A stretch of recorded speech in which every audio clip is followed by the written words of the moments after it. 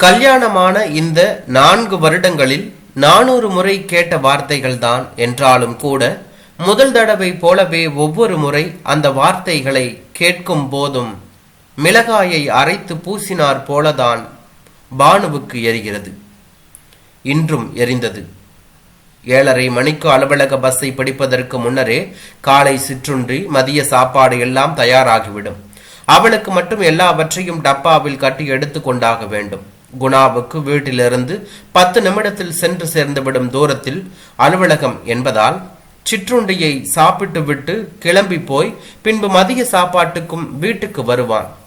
மகள் வர்ஷினிக்கு தேவையான மதிய சாப்பாடு, நொறுக்கு தீனி, குடிதண்ணீர் என சகலமும் தயாராக மேஜை மேல் இருக்கிறது. குழந்தையை குளிப்பாட்டி தயார் செய்வதை வீட்டோடு தங்கி வேலை பார்த்து கொண்டிருக்கும் சுசீல் அம்மா பார்த்து கொள்வார். பள்ளி பஸ் விட்டு வாசலுக்கு அருகே வரும் என்பதால் அவளை ஏற்றி விடுவதும் மாலையில் அழைத்து வருவதும் கூட அவரை பொறுப்பாக செய்து விடுவார். ஆனால் இந்த சுசீல் அம்மா கிடைப்பதற்கு முன்னால் திருமணமான முதல் 3 வருடங்களில் அவள் பட்ட பாடு கொஞ்ச நஞ்சமல்ல. 3 வருடத்தில் 7 பேர் வேலைக்கு வந்து போயிருக்கிறார்கள். வீட்டுக்கு வந்த ஒரே வாரத்தில் தங்களின் இன்றியமையாமையை புரிந்து கொண்ட பின்பு ஒவ்வொருவரும் பானுவை படுத்திய பாட்டில் வேலை பார்த்தே ஆக வேண்டும் என்ற அவளின் உறுதி கூட ஆட்டம் காண தொடங்கியது. அந்த நேரத்தில் தான் தேவதை போல வந்து சேர்ந்தார் சுசீல் அம்மா. கணவனை இழந்து மகனால் உதாசீனப்படுத்தப்பட்ட வழக்கமான சோக கதை அவருடையது. வேறு போக்கிடமில்லை என்ற சுயநலமான காரணம் ஒரு ஓரத்தில் இருந்தாலும் பாதிக்கப்பட்டு நிற்கையில் ஒதுங்க இடம் கிடைத்தது என்ற நன்றி விசுவாசத்தையும் இன்னமும் சுமக்கும் ஒரு அப்பாவி. அவர் தயவில் பானுவின் பாடு கொஞ்சம் நிம்மதியாகவே போகிறது. கடந்த 1 வருடமாக காலை 8:30 மணி அலுவலகத்துக்கு குணா 8:15 வீட்டிலிருந்து கிளம்பினால் போதும். ஆனாலும் வரி வரியாய் பேப்பர் படித்து நிதானமாக குளித்து சாப்பிட்டு தயாராக எப்படியும் 7:30 எழுந்தே ஆக வேண்டும். ஆனால் 7:30 பஸ் நிறுத்தத்தில் இருக்க வேண்டிய பானுவோ 7:10 வீட்டை விட்டு இறங்கியாக வேண்டும். அந்த நேரத்தில் சுசீல் அம்மாவும் வர்ஷினியை கிளப்புவதில் மும்முரமாக இருப்பார். எனவே அந்த 10 நிமிட தூக்கத்தை துறந்து குணா எழுந்து கதவை சாத்தி கொள்ள வேண்டும். இதை தினம் காலையில் செய்ய வேண்டி இருப்பதாலும் காலை மற்றும் மதிய உணவை தானே போட்டுக்கொண்டு சாப்பிடும் துர்பாக்கியம் வாய்த்திருப்பதாலும் தான் குணா அடிக்கடி புலம்புவான். இப்படி வேலை பார்க்குற பொண்ண என் தலையில கட்டி என் வாழ்க்கையே வீணடிச்சிட்டாங்க என் அம்மா என்று பானுவுக்கு மிளகாய் அபிஷேகம் நடத்துவது போல இவ்வார்த்தைகளை வாரம் 2 முறை ஏனும் சொல்லிவிடுவது குணாளனின் வழக்கம் என்று தான் சொல்ல வேண்டும். அவரிடம் சொல்வது மட்டுமல்ல, யாரேனும் எங்கேனும் உனக்கு என்னப்பா 2 பேரும் வேலைக்கு போறீங்க, நல்லா சேமிக்கலாம் என்று சொல்லிவிட்டால் போதும். பெண்கள் குடும்ப தலைவியாக மட்டும் இருக்க வேண்டியதன் அவசியத்தை பற்றி ஒரு அரை மணி நேர லெக்சரை கொடுத்து விடுவான். அத்தகைய நேரங்களிலும் அருகில் இருக்கையிலும் பானுவுக்கு இதே எரிச்சல் எழும் என்று தான் சொல்ல வேண்டும். வீட்டு வேலைகளில் ஒரு சிறு துரும்பையும் நகர்த்தி போடாத சோம்பேறி என்பதை தவிர மற்றபடிக்கு அவன் ஒரு நல்ல கணவன் தான். எந்த கெட்ட பழக்கமும் கிடையாது. பண விஷயத்திலும் நல்ல சேமிப்பும், வீட்டுக்கு திட்டமிட்டு சரியாய் செலவு செய்ய வழக்கமும் உடையவன். ஏன் பானு மேலும் வர்ஷினி மேலும் கொள்ளை பாசம் உள்ளவன் கூடதான். என்ன செய்ய, 2 பெண்களுக்கு பிறகு போதும் என்றிருந்த மாமியாருக்கு காலம் போன காலத்தில் வந்துதித்த ஆண் பிள்ளை செல்வம் வராது வந்த மாமணி. செல்லத்துக்கு கேட்க வேண்டுமா? காக்கா வெள்ளை என்று பிள்ளை சொன்னால் அதை திருத்த வரும் கணவர் மேல்தான் எரிந்து விழுவார் அவள் மாமியார் பங்கஜம். ஒரு நாள் செய்த பதார்த்தம் மறுநாள் இருக்கக்கூடாது. காலையில் வைத்த சாதம் பொரியல் இதுகளெல்லாம் இரவுக்கு சரி வராது. அதை எடுத்து வேலைக்கு வருபவர்களுக்கு கொடுத்து விட்டு புதிதுதான் செய்வார்.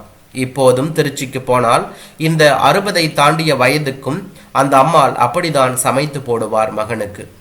வேலைக்காக சென்னை வந்த பின்புதான் ஜட்டி பணியனை தானே எடுத்துக்கொண்டு குளிக்க போகவே ஆரம்பித்தேன் என்று எந்த குற்ற உணர்வுமின்றி சொல்லும் கணவனை பார்த்து கல்யாணமான புதிதில் ஆடி போனால் பானு என்றுதான் சொல்ல வேண்டும். அப்படி வேலைக்கு வந்த பின்னும் வாரம் சாக்ஸ் முதல் கர்ச்சீப்பு வரை அத்தனை துணிகளையும் மூட்டை கட்டி கொண்டு ஊருக்கு போய் போட்டுவிட்டு முதல் வாரம் துவைத்து இஸ்திரி போட்டு வைத்திருந்தவற்றை எடுத்து வந்து விடுவான் என்று வேறு விளக்கினான் குணா. அப்படியே பழகிய மகனுக்கு மனைவியும் வீட்டிலிருந்தே தன்னை தாங்க வேண்டுமென எதிர்பார்ப்பு மிகுந்திருந்தது. ஆனால் குணாவின் அப்பா அம்மா இருவருக்குமே காலம் போகும் போக்கில் 2 பேரும் சம்பாதித்தால்தான் எண்ணெய் போட்ட சக்கரமாக வண்டி போகும் என்று அசைக்க முடியாத நம்பிக்கை இருந்தது. அழகான அடக்கமான வேலைக்கு போகும் பெண்ணாகவும் இருக்க வேண்டும், வசதியான பிறந்த வீடாகவும் இருக்க வேண்டும் என்று ஏகப்பட்ட நிபந்தனை பட்டியல் இருந்தது அவர்களுக்கு. பங்கஜத்தம்மாளின் கையில் எல்லாவற்றிற்கும் பொருந்தி வந்த இந்த பானுவை நேரில் பார்த்த பின்பு வேண்டாம் என்று சொல்ல குணாளனுக்கும் மனம் வரவில்லை என்று தான் சொல்ல வேண்டும். பானு வேலைக்கு போவதால் எந்த ஒரு வேலையையும் செய்யாமல் விட்டதில்லை. குழந்தை வர்சனிக்கு படிப்பு சொல்லி தருவதில் ஆரம்பித்து சமையல், வீட்டு பராமரிப்பு என சகலமும் ஒரு மாசு மறுவில்லாமல் தான் இருக்கும். வேலைக்கு வரும் பெண்கள் விடுப்பு எடுத்தால் குழந்தைகளுக்கு உடல்நிலை சரியில்லை என்றால், குழந்தையில் பள்ளிக்கு போக வேண்டி இருந்தால் என எந்த ஒரு நிலையிலும் விடுப்பு எடுப்பது அவள் பொறுப்பு என்று ஆனது. நீங்களும் கொஞ்சம் பகிர்ந்துக்கலாமே என்ற கேள்வியை கேட்பதையே பானு மறந்திருந்தாள். கேட்டால் உடனே இதுக்கு தான் நான் வேலைக்கு போற பொண்ணு வேணான்னு சொன்னேன் என்று ஆரம்பித்து விடுவான். வர்ஷினியின் சைனஸ் பிரச்சனைக்காக குழந்தைகள் நல மருத்துவர் ஒரு சோதனையை எடுக்க சொல்லியிருந்தார். நகரின் சிறந்த மருத்துவர்களில் ஒருவர் அவர் என்றாலும் அவரிடம் உள்ள பெரிய சிக்கல், அவர் திங்கள் முதல் வெள்ளி வரையிலும், அதிலும் காலை 11 மணியிலிருந்து 12 மணி வரை மட்டுமே சோதனை முடிவுகளை பார்ப்பார். காலை மற்றும் மாலை வேளைகளில் நோயாளிகளை நேரடியாக பார்க்க மட்டுமே அனுமதி. வெறும் சோதனை அறிக்கையை காண்பிக்கவெல்லாம் அனுமதி கிடையாது. இது போன்ற விசித்திரமான நிபந்தனைகள் ஏதோ வேலைக்கு போகும் பெண்களை குறிவைத்து தாக்குவதற்காகவே நிறைய இடங்களில் வைத்திருப்பது போல அவளுக்கு தோன்றும்.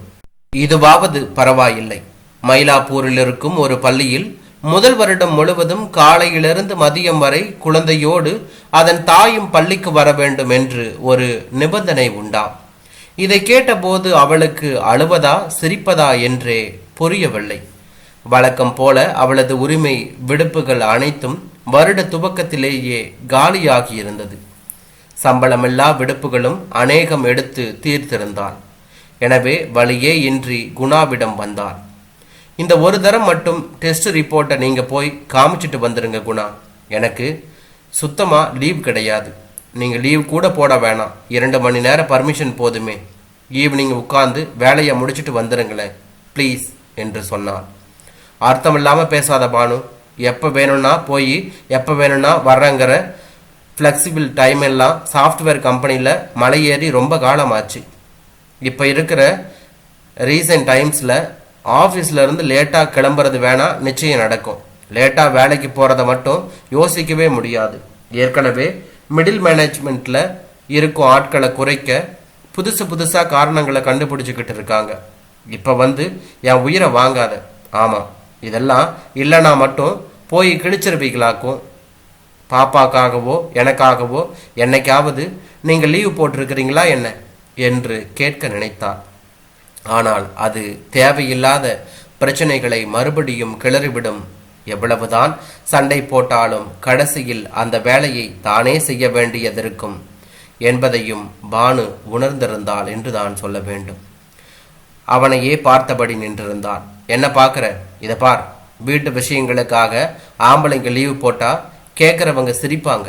உன்னால ரொம்ப முடியலனா ஒரு வழியா வேலையை விட்டுடு. அதான பார்த்தேன். எங்கடா வழக்கமான பல்லவியை இன்னும் காணமேனு. கரெக்டாக வந்துட்டீங்களா அந்த பாயிண்ட்டுக்குன்னு? திருச்சிக்கு ஃபோன் போடவா? அத்தையை கேட்போமா? வேலையை விட்டுடுவான்னு உள்ளுக்குள் அடங்கி இருந்தது. வார்த்தைகளாக வெளியே வந்து விழுந்தது. இந்த ஒரு விஷயத்தை சொல்லியே மிரட்டிரு. அவங்களுக்கு என் கஷ்டம் என்னைக்கு புரிஞ்சிருக்கு சொல்லு. இப்படி ஒரு வேலைக்கு போகணுன்றத ஒரு மேனியாவா வச்சிருக்கிற ஒரு பொண்ணை என் தலையில கட்டி என் உயிரை வாங்குறாங்க. ஊர்ல உலகத்துல எல்லா பொண்ணுங்களும் சந்தோஷமா செய்யற வீட்டு வேலைகளை நீ ஏதோ எனக்காக தியாகம் பண்ற மாதிரி பண்றதையும் சகிச்சுக்கிட்டு உன்னோட நான் குடித்தனம் பண்ண வேண்டி இருக்கு. எப்ப பார்த்தாலும் நானே எடுத்து போட்டுக்கிட்டு திங்கணும். எந்த ஒரு வீட்டு வேலைக்கும் இப்படி நீ செய் நான் செய்யுங்கிற ஏலம் போடுறத சகிச்சுக்கணும். எவ்வளோ டார்ச்சர்! எல்லாம் எங்கள் அம்மாவால் வந்த வேண.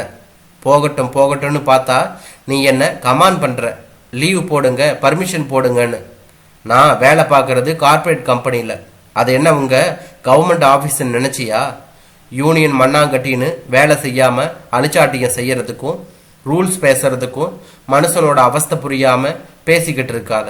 என்ன சொன்னாலும் என்னால் டாக்டர் வீட்டுக்கெல்லாம் போக முடியாது, புரியுதா? வீடு அதிர கத்திவிட்டு தன் பாட்டுக்கு அலுவலகம் கிளம்பினான் குணா.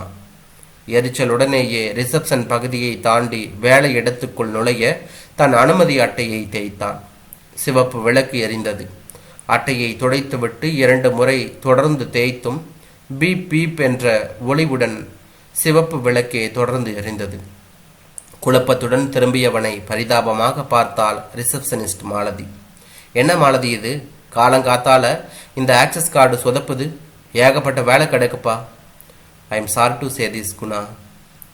இனி லே ஆஃப் பண்ணுறவங்களோட ஆக்சஸை உடனேயே நீக்கிடுவாங்க. உங்கள் நேம் இன்னைக்கு லிஸ்ட்டில் இருக்குது. உங்கள் செட்டில்மெண்ட் டீட்டெயில்ஸ் பற்றி பேச எப்போ வரலான்னு ஹெச்ஆர்கிட்ட இருந்து உங்கள் பர்சனல் மெயில் ஐடிக்கு மெயில் வரும். இப்போ எப்படி முடிப்பதென்று தெரியாமல் இழுத்தாள். ஓரளவு எப்போது வேண்டுமானாலும் நிகழலாம் என்று நினைத்திருந்த விஷயம்தான்.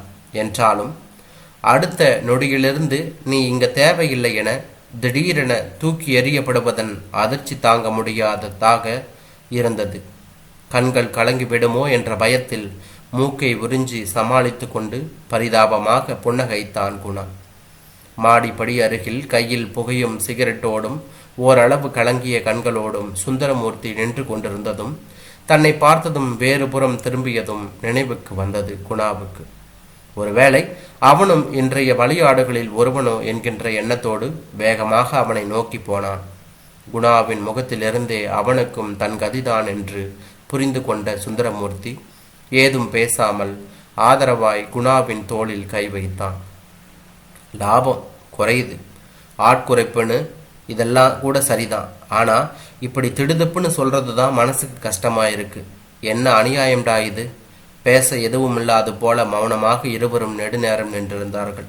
சரிப்பா, போய் ரெசியூமை தூசி தட்டி எடுத்து எல்லா ஜாப் வெப்சைட்லையும் ஏற்றுவோம், வேற என்ன பண்ணுறது என்றபடியே கிளம்ப தயாரானான் குணா. உனக்கு என்னப்பா கழுத்தை பிடிக்கிற அவசரம்? என்னை போல அடுத்த மாதம் இஎம்ஐயிலிருந்து அரிசி பருப்பு வரைக்கும் எல்லாத்துக்கும் கவலைப்பட வேண்டிய நிலைமையிலா இருக்க? வேலைக்கு போகிற, அதுவும் கவர்மெண்ட் வேலைக்கு போகிற பொண்டாட்டி உன்னை போல கொடுத்து வச்சவன் யாரும் இல்லைடா. நிதானமாக கூட ஜாப் தேடலாமே. சரி, ஆல் த பெஸ்ட். அப்பப்போ மெயில் பண்ணுடா. பை. முதல் முறையாக வேலைக்கு போகும் மனைவி வாய்ப்பது அதிர்ஷ்டம் என்று ஒருவர் சொல்கையில் மறுத்து பேச முடியாமல் விக்கித்து போய் நின்றிருந்தான் குணா என்றான்.